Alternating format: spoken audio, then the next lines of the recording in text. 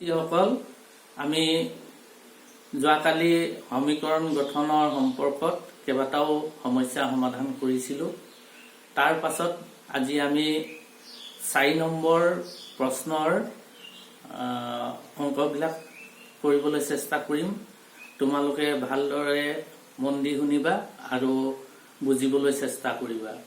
গতিকে তোমালোকে এই অংকখিনি জনাৰ পাছৰ অংকখিনি কৰিব লাগিব নহয়, সেয়ে ভালকৈ মন দি শুনিবা। ইয়াত 4 নম্বৰ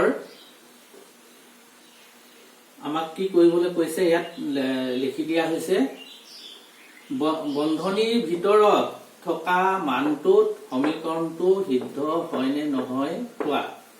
অৰ্থাৎ বন্ধনীৰ ভিতৰত xৰ মান দিয়া আছে, xৰ মান দিয়া আছে প্ৰত্যেকতে।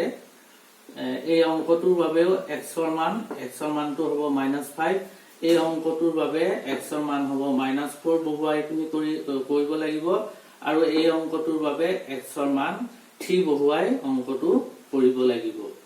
আৰু কৰাৰ পাছত আমি সমান হৈছে নাই হোৱা, বাওঁফালৰ সমান সোঁফালে, তেতিয়াহে গম পাম যে সমীকৰণটো সিদ্ধ হৈছে নে নাই হোৱা।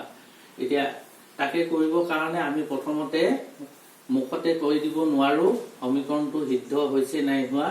আমি অংকটো অলপমান কৰি চাওঁ, পাছলৈ কিন্তু তোমালোকে অংকটো নকৰাকৈ সমীকৰণটো সিদ্ধ হৈছে বা সিদ্ধ হোৱা নাই ক'ব পাৰিবা।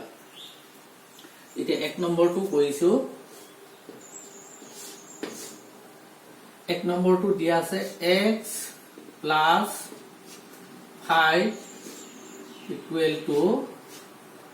0। ইয়াত xৰ মান কি বহুৱাবলৈ কৈছে, xৰ মান -5 বহুৱাবলৈ কৈছে। এই xৰ ঠাইত -5 বহুৱাবলৈ কৈছে। গতিকে xৰ ঠাইত তোমালোকে -5 বহুৱাই দিবা, সিমানেই কাম এই অংকটো। গতিকে xৰ ঠাইত কি বহুৱাবলৈ কৈছিলে, xৰ ঠাইত -5 বহুৱাই দিলো, হৈ গল। এতিয়া xৰ ঠাইত -5 বহুৱাবলৈ কৈছিলে, xৰ ঠাইত আমি -5 বহুৱালো। তাৰ পাছত কি আছে সেইকেইটা বহাই দিম তলত। +5 আছে, +5 বহিব। তাৰপিছত সমান 0 আছে। এতিয়া মন কৰিবা তোমালোকে চিন কেইটা ভালকৈ মন কৰিবা। এই 5ৰ আগত মাইনাছ চিন আছে, এই 5ৰ আগত প্লাছ চিন আছে, এটা মাইনাছ চিন আছে, এটা প্লাছ চিন আছে। যদি চিন কেইটা এটা মাইনাছ এটা প্লাছ হলে বি সদিশ হয়। যদি দুইটাই মাইনাছ হোৱা হেতেন সদিশ হলতেন। সদিশ হলে যোগ কৰে, বি সদিশ হলে বিয়োগ কৰে। ভালকৈ মন কৰিবা কথাটো। এই অংকটোৰ আগত মাইনাছ চিন আছে, এইটো ঋণাত্মক সংখ্যা, আৰু এই অংকটোৰ আগত প্লাছ চিন আছে, গতিকে এইটো ধনাত্মক সংখ্যা। চিন কেইটা বেলেগ বেলেগ, বি সদিশ হৈছে চিন কেইটা, এটা মাইনাছ এটা প্লাছ। একে একে চিন হোৱাহেঁতেন সদিশ হলহেঁতেন, কিন্তু এটা মাইনাছ এটা প্লাছ হোৱাৰ কাৰণে বি সদিশ হল। বি সদিশ হলে আমি অংক কেইটা বিয়োগ কৰিম, সেইটো সদায় মনত থবা। বি সদিশ হলে বিয়োগ কৰিবা, সদিশ হলে কিন্তু যোগ কৰিবা। এতিয়া আমি চিন কেইটা যিহেতু বি সদিশ হৈছে, সেয়ে আমি অংক দুটা বিয়োগ কৰিম। 5ৰ পৰা 5 গলে কি হব, 0, সমান এইফালেও 0 আছে, 0টো নমাই দিলো। এতিয়া চোৱা, সমান চিনৰ বাওঁ হাতেও 0 আৰু সোঁ হাতেও 0, গতিকে দুইফালে সমান হৈছে।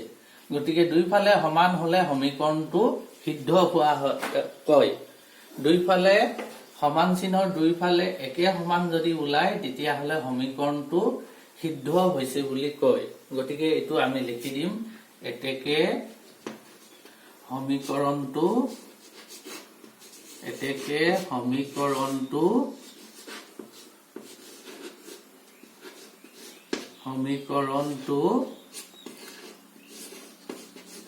সিদ্ধ হৈছে।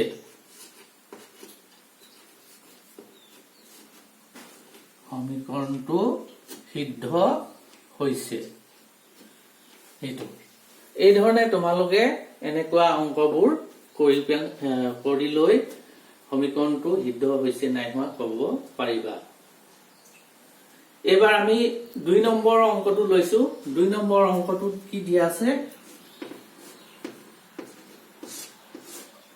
2x minus 8 equal to 7 আছে ইয়াত মন কৰা x ৰ মান কিমান লবলৈ কৈছে x ৰ মান 4 লবলৈ কৈছে 4 এই x ৰ ঠাইত আমি 4 বহুৱাব লাগিব কিন্তু 4 বহুৱাৰ আগত বিশেষ এটা কথা মনত ৰাখিব লাগিব x ৰ লগত এটা সহগ 2 লগ লাগি আছে সাংখ্যিক সহগ বুলি কয় x ৰ লগত 2 টো লগ লাগি আছে আৰু ইয়াত একো চিন নাই একো চিন নাথাকিলে ইয়াত পূৰণ চিন আছে বুলি ধৰিবা পূৰণ চিন ভালকৈ মন কৰিবা x ৰ লগত 2 টো লগ লাগি আছে হেহে ইয়াত একো চিন নাথাকিলেও ইয়াত কি চিন আছে বুলি ধৰিব লাগিব পূৰণ চিন আছে বুলি ধৰিব লাগিব হে আমি ইয়াত ঠাইত পূৰণ চিন দিম 2 তো পূৰণ চিন ইনটু x ৰ ঠাইত এতিয়া মানটো বহাব পাৰিম এটো মই কৈ আছো বাৰে বাৰে x টো লগত 2 টো লগ লাগি আছিলে মাজত একো চিন নাছিলে কিন্তু নাথাকিলে এইটো পূৰণ চিন আছে বুলি তোমালোকে ধৰিব লাগিব আৰু ব্যৱহাৰ কৰিব লাগিব পূৰণ এতিয়া x ৰ মান কি বহুৱাবলৈ কৈছে 2 নম্বৰটোত x ৰ মান 4 বহুৱাবলৈ কৈছে এতিয়া x ৰ ঠাইত এইখিনিত 4 বহুৱাই দিবা 4 হল এতিয়া তাৰ পাছৰখিনি যি আছে তেনেকৈ বহুৱাই দিবা 8 equal to 7 এতিয়া 2 লগত 4 পূৰণ কৰিবলৈ কৈছে 2 লগত 4 পূৰণ কৰিলে কিমান হ'ব 2 4 গুণ 8 হল 8 এই দুটা পূৰণ কৰিলো 8 পালো এই দুটা কৰি তাৰ পিছত কি আছে -8 আছে এটো তললৈ নমাই দিলো equal to 7 এবাৰ চোৱা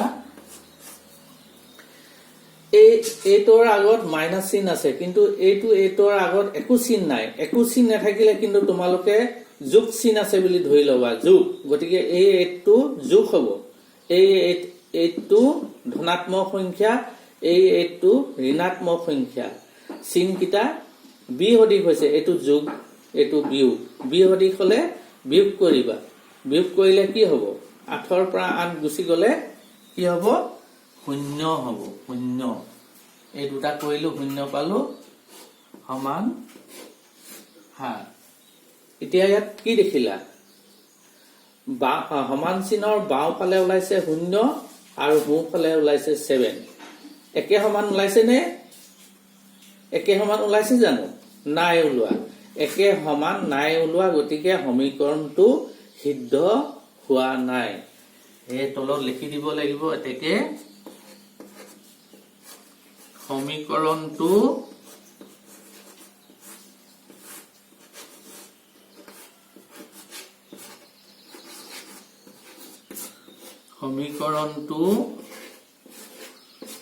সিদ্ধ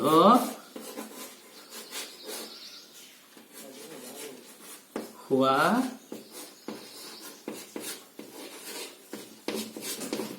নাই এই ধৰণে লিখি দিবা সিদ্ধ হলে সিদ্ধ হৈছে বুলি লিখিম সিদ্ধ হোৱা নাই সেইকাৰণে সিদ্ধ হোৱা নাই বুলি লিখিলো হৈছে এতিয়া আমি 3 নম্বৰ অংকটো কৰিম 3 নম্বৰ অংকটো এটো মোহাৰি দিছো 1 নম্বৰ অংকটো বুজি পাইছা নহয় নিশ্চয় তোমালোকে বাৰে বাৰে চাই লবা ঘুৰাই তেতিয়া এই অংকটো বুজিবলৈ সহজ হ'ব এতিয়া 1 নম্বৰ অংকটো মোহাই দিলো এতিয়া আমি 3 নম্বৰ অংকটো কৰিছো 3 নম্বৰ অংকটোত আছে 3 নম্বৰ অংকটোত আছে x/3 plus 6 equal to 7 এতিয়া এইটো ক্ষেত্ৰত আগৰ অংকখিনিৰ লগত অলপ পাৰ্থক্য আছে ইয়াত হহক নাছিলে একো ইয়াত হহক আছে x ৰ লগত ইয়াতকৈ x ৰ লগত আছে তলত 3 অৰ্থাৎ এটো হৰণ বুলি ধৰিবা 3 এ x ক হৰণ কৰিবলৈ কৈছে হলেও এতিয়া আমি x ৰ ঠাইত যেহেতু মান বহুৱাবলৈ কৈছে x ৰ ঠাইত কি বহুৱাবলৈ কৈছে 3 আমি x ৰ ঠাইত 3 বহুৱাই দিম x ৰ ঠাইত কি বহুৱাম x ৰ ঠাইত কি বহুৱাবলৈ কৈছে x ৰ ঠাইত 3 বহুৱাবলৈ কৈছে গতিকে আমি 3 বহুৱালো তলত যি আছে হেতু বহিবই 3 আছে 3 বহিলে প্লাস 6 ইকুৱেল 7 বা এটো আকৌ কৈছো হেয়া 3 এ 3 হৰণ কৰিবলৈ কৈছে এটো হৰণ চিন হয় গতিকে 3 এ 3 হৰণ কৰিলে কেবা যাব 3 এ 3 হৰণ কৰিলে এনে ধৰণে কটাকটি কৰি দিব পাৰে 3 এ 3 হৰণ কৰিলে এবাৰ যাব এটো 1 আছে ইয়াত 1 আছে এই অংক দুটা কটাকটি কৰি 1 পালো এটো 1 হ'ব এটো 1 গতিকে এটো 1 লিখিলো তাৰপিছত কি চিন আছে প্লাস তাৰপিছত কি আছে 6 তাৰপিছত সমান 7 এতিয়া এই দুটা যোগ কৰিবলৈ কৈছে দুইটাই সঠিক চিন এটো আগত যোগ চিন আছে এটো আগত একো চিন নাথাকিলে যোগ চিন থাকে গতিকে এটো যোগ গতিকে সঠিক হৈছে যোগ কৰিম 6 লগত 1 যোগ কৰিলে 7 হল সমান 7 ইয়াত দেখিলো সমান চিনৰ বাওফালে যিমান সোঁফালেও সিমান একে সমান হৈছে গতিকে এই অংকটো সিদ্ধ হৈছে সমীকৰণটো সিদ্ধ হৈছে হে আমি ইয়াত লিখি দিম এতেকে সমীকৰণটো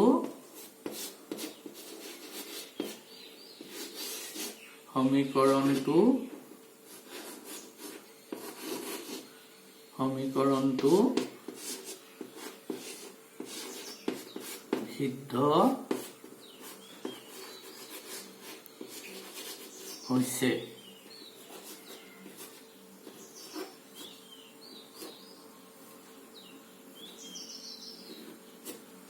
সমীকৰণটো সিদ্ধ হৈছে এই ধৰণে তোমালোকে পাঠ্যপুথিত থকা আমাৰ ভালে কেইটা প্ৰশ্ন আছে সেই প্ৰশ্ন কেইটা তোমালোকে পঢ়িবলৈ চেষ্টা কৰিবা আশা কৰিছো নিশ্চয় পাৰিবা আৰু বুজি নাপালে বাৰে বাৰে ঘূৰাই চাবা আৰু নিশ্চয় অংক কেইটা কৰিবলৈ সক্ষম হবা আজিলৈ ইমানতে সামৰণি মাৰিছো আকৌ আমি পুনৰ লগ পাম ধন্যবাদ